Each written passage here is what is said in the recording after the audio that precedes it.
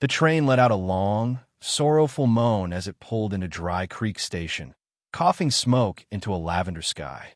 Wind rattled the tin roof, lifting skirts and hopes alike.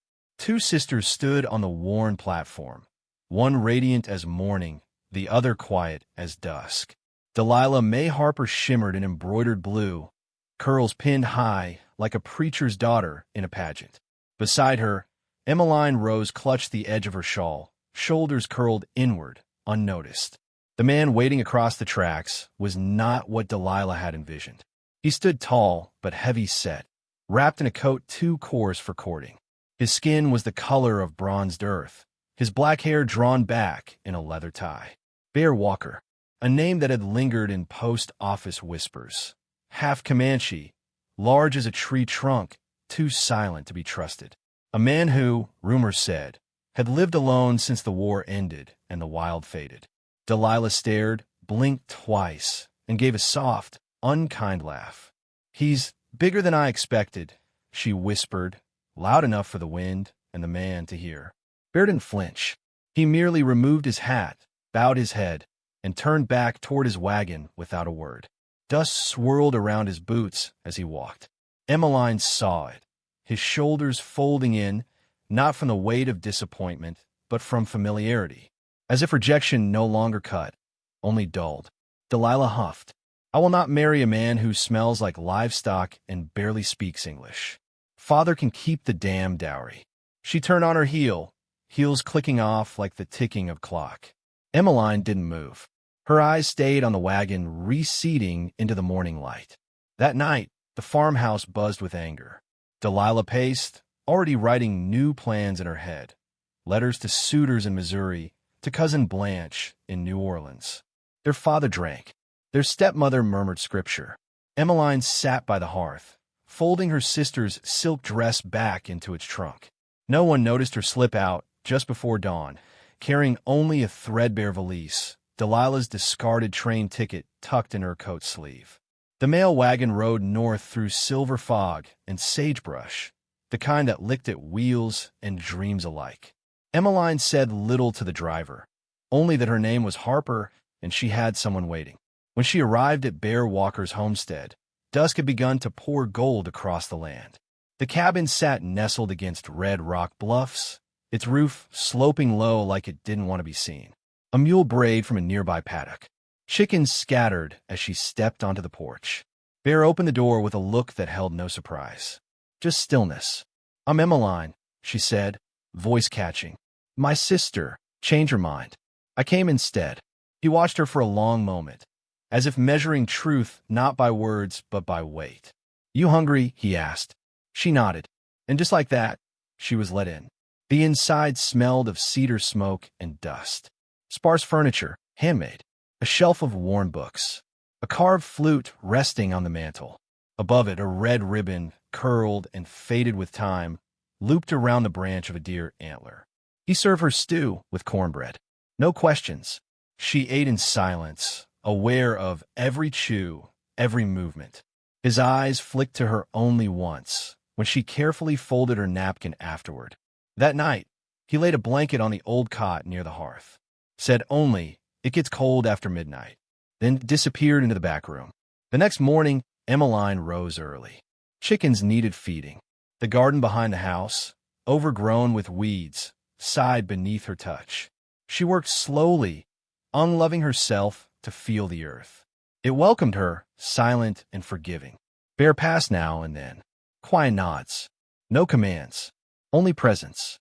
She noticed the way he moved, deliberate, as though his body carried not just weight but memory. Scars peeked from beneath his shirt when he bent.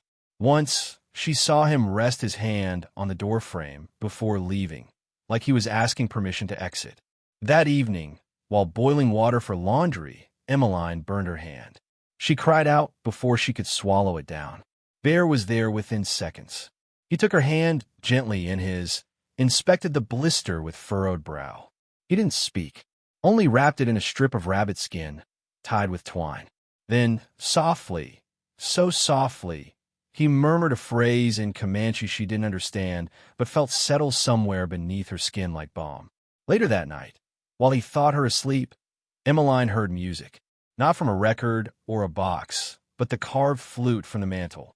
The notes were uneven, hesitant, like a memory trying to find its way back into the world. She didn't rise, only listened, eyes damp in the dark. The next morning, she placed the red ribbon he'd kept, delicately, reverently, beside his bowl before breakfast. He paused when he saw it, met her eyes. He said nothing, but his breath caught, and something in his stillness shifted, like an icicle melting beneath the first sun. They didn't speak of it. In town, her absence had already stirred talk. Miss Agatha Tibbets, who ran the post office and people's reputations with equal care, was already whispering that Delilah's spurned suitor had taken the wrong sister, and Lord knows what else. But up in that canyon, far from the echo of gossip, Emmeline began to unlearn the posture of shame. She swept the dust, milked the goat, listened to the wind in the willows. Each day, Bear left a fresh jug of water by her cot. She noticed he never entered the room unless she wasn't in it. Respect, not distance. She began to understand. There was no courtship here, no candlelit proposal or perfumed letters. But there was quiet, and quiet could hold things more tender than words. On the sixth day, while pulling weeds near the cedar tree, Emmeline found something small and unexpected, a smooth river stone with a single carved mark, an arrowhead pointing homeward. She tucked it into her pocket, heart softening like rain-soaked earth.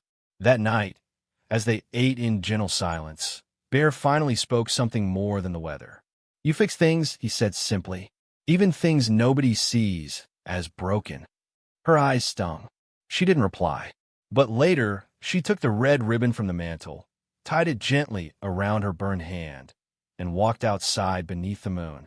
The cedar branches swayed above like prayer flags. Behind her, a floorboard creaked. She didn't turn, but she knew it was him, and she knew that tomorrow, something would change. The first time they went to town together, the stairs gathered like storm clouds.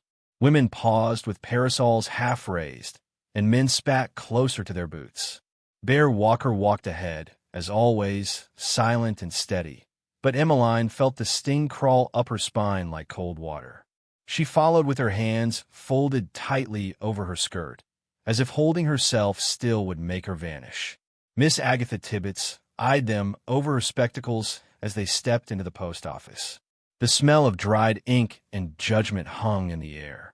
Well, she purred, pen scratching lazily across a ledger. "Didn't expect to see that Harper girl again so soon. Seems you took your sister's place, sugar." Her eyes flicked to Bear, then back to Emmeline. "Hope you know what you've gotten yourself into." Emmeline forced a smile, so small it barely stretched past her teeth. "I know enough." Bear didn't turn, didn't speak, but his hand, calloused and warm, brushed lightly against hers as they stepped back into the sun. Later, in the garden, Emmeline knelt in the earth, her palms gritty and raw from pulling stubborn roots. The whisper of gossip still rang in her ears. She could feel it twisting inside her, the fear that maybe they were right, that she was nothing more than a shadowy replacement. But when she looked up, Bear was watching from the porch. He wasn't smiling. He rarely did. But he was there, holding a comb carved from bone. He placed it on the railing beside her. Walked away. She picked it up slowly, turning it over in her hand. The teeth were uneven, but smooth. Worn from use, yet lovingly shaped. Like something passed down. Like something meant to stay. That night, over venison stew and cornbread, Bear finally spoke beyond weather and shores. She was called Little Sparrow. Emmeline looked up. "My sister." The ribbon was hers. The words came like footsteps in snow, careful, reverent. He told the story plainly. How soldiers rode through their camp, how their mother begged for medicine in town and was turned away, how Little Sparrow died under a tree not far from where the cabin now stood, how Bear buried her there and tied her ribbon where he could see it, even in winter. Emmeline didn't ask why he was telling her. She only listened, and when he fell silent, she reached into her pocket and laid the river stone with the carved arrowhead gently on the table between them. He touched it once, said nothing, but his shoulders, usually drawn like bowstrings, eased. The days came warmer, and the wind no longer howled at night. The garden began to bloom, slowly, stubbornly, like everything else in that land. But peace is never left alone for long. It was Silas Boone who came first, riding hard up the hill one morning, sweat staining his hatband and spite behind his teeth. He dismounted without a word and stood too close. "You got her by trickery," he said to Bear, voice slick with righteousness. "The Harper girl. The pretty one ran off, and now you've got the rut.